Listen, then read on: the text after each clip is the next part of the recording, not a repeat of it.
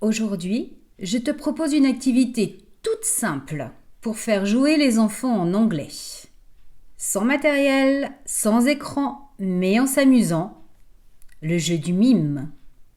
Bonjour à toi qui veux aider tes enfants ou tes petits-enfants, voire même tes élèves du primaire, à parler anglais, mais sans avoir besoin de passer une thèse sur le sujet. Le jeu du mime est parfait pour ça, même s'il y a un petit point de grammaire à maîtriser, j'y reviens tout de suite. Le principe du jeu, tu le connais. Tu mimes une action, les enfants doivent deviner ce que c'est et le dire en anglais. C'est là que ça devient formateur. Par exemple, tu mimes manger. Tu dis « What am I doing ?»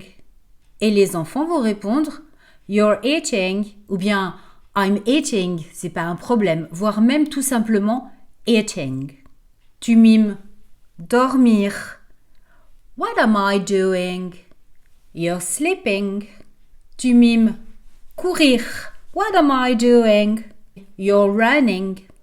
Et là, tu commences peut-être à identifier un schéma qui se répète, l'utilisation du présent continu. Le fameux to be plus ing.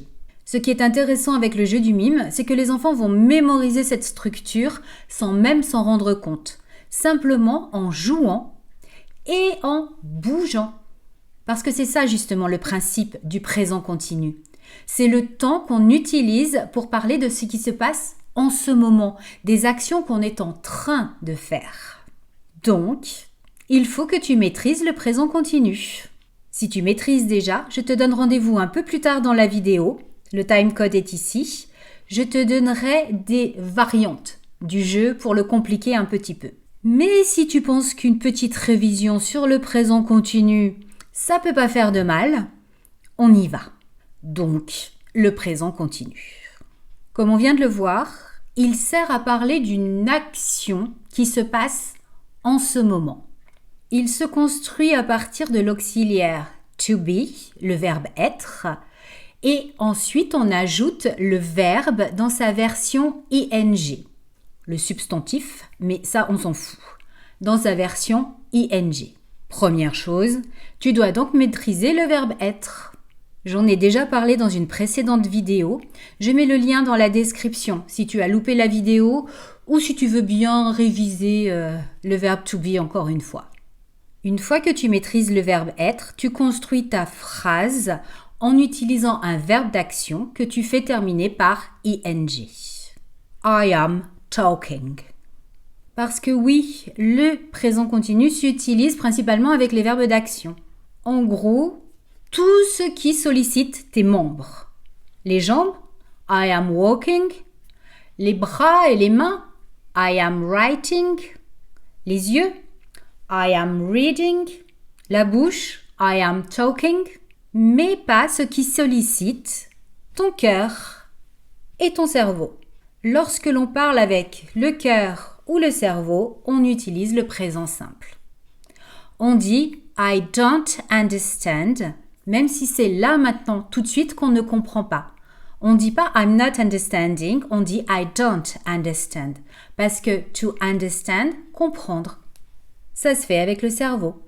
On dit « I love you » et pas « I'm loving you », même si on n'est pas tout à fait sûr d'être parti pour un CDI.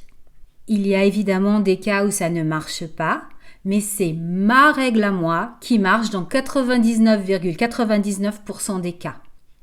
C'est le présent continu, to be plus ing lorsque j'utilise mes membres. C'est le présent simple avec le verbe tout simplement et l'auxiliaire to do quand je dois le conjuguer, lorsque j'utilise mon cœur ou mon cerveau. Revenons au jeu. Pour jouer, il va évidemment te falloir une liste de verbes d'action.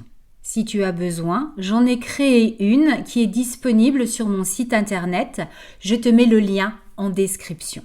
Ton job à toi, c'est premièrement, répéter la structure pour que ça rentre. Deuxièmement, exagérer les gestes pour aider les enfants à trouver le verbe. Et troisièmement, répéter les verbes d'action encore et encore et encore pour qu'ils les mémorisent. Sachant que c'est du vocabulaire qui normalement est au programme de l'éducation nationale et on l'a déjà vu ensemble, le fait de bouger et de jouer facilite grandement la mémorisation. Tu as aussi 2 axes si tu veux rendre les choses un petit peu plus compliquées. Premier axe, faire mimer les enfants à tour de rôle. Ils devront choisir un verbe qu'ils connaissent en anglais et ça c'est déjà du boulot. Donc au départ tu peux leur donner la liste s'ils savent lire, mais laisse-les rechercher dans leur mémoire parce que ça veut dire qu'ils font un travail de recherche active dans leur mémoire. C'est quoi les verbes d'action que je connais en anglais? Donc ça c'est très formateur. Et puis ils devront répéter la phrase « What am I doing ?» en mimant l'action qu'ils sont en train de faire.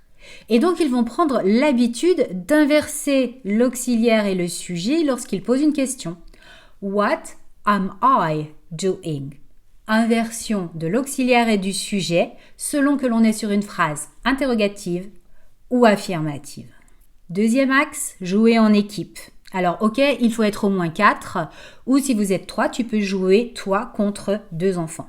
L'équipe de 1, de 2 ou de beaucoup plus se met d'accord sur le verbe à mimer, ce qui permet aux enfants qui ont un petit peu moins de vocabulaire d'être aidés par les autres. Et on se répartit le boulot entre là où les personnes qui miment et l'animateur. Par exemple avec le verbe to sleep, extrêmement facile à mimer, mais pas forcément facile à exprimer quand on est en équipe. Parce que, attention, la structure ne sera pas toujours la même. Ce sera « What is he doing ?» si c'est un garçon qui dort. « What is she doing ?» si c'est une fille. Et « What are they doing ?» s'ils sont plusieurs. La réponse aussi doit être adaptée correctement. « He is sleeping. She is sleeping. They are sleeping. » Donc mine de rien, on est en train de faire de la grammaire. Tu peux aussi adapter le jeu aux émotions. Il y a des ressources dans ce sens sur mon site internet. C'est le même lien dans la description. Mais là, tu vas changer de structure grammaticale. Le ing va disparaître, on est sur des adjectifs. Et en plus, lorsque l'on est sur les émotions, c'est généralement avec le cœur ou avec la tête. On va donc utiliser le présent simple. How do you feel? Plus de ing, le verbe dans sa racine et l'auxiliaire to do. How do I feel? Variante à garder pour compliquer le jeu quand ça roule vraiment bien avec le présent continu. C'est une sacrée gymnastique de passer d'un présent à l'autre dans une même partie. Voilà donc encore un jeu tout simple qui peut te permettre de faire progresser les enfants dans leur maîtrise de l'anglais. Je t'en propose un nouveau la semaine prochaine, évidemment. D'ici là, have fun and see you next week.